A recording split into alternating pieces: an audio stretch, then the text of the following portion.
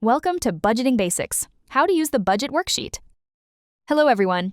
In this video, I will show you how to use this Excel worksheet to quickly analyze your budget and get a clearer picture of your overall financial situation. I have included a link to the spreadsheet with built-in formulas.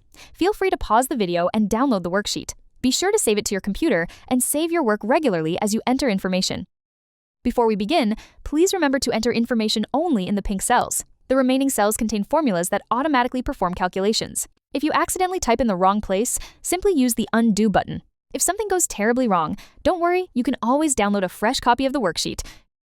When you open the file, it should display the Monthly Budget tab. If it doesn't, click on the Monthly Budget tab at the bottom of the workbook. You'll notice that the worksheet already contains sample numbers. These are placeholders designed to show you where information belongs. Simply replace them with your own data.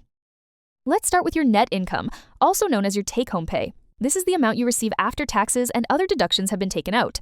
Whether you're paid weekly, bi-weekly, monthly, or earn irregular income from sources such as tips or gig work, enter the total amount you earned for the month. Next, gather your financial information, including pay stubs, bills, receipts, bank statements, or information from your banking and credit card apps. Now, enter your essential expenses, such as rent or mortgage payments, utilities, groceries, transportation, insurance, and other necessary monthly costs. As you enter information, you'll notice the totals update automatically. The worksheet calculates your total income, total expenses, and remaining balance. Don't focus too much on the numbers until you've entered all of your income and expenses for the month. Once you've finished, you'll have a much clearer understanding of where your money is going and where opportunities may exist to save.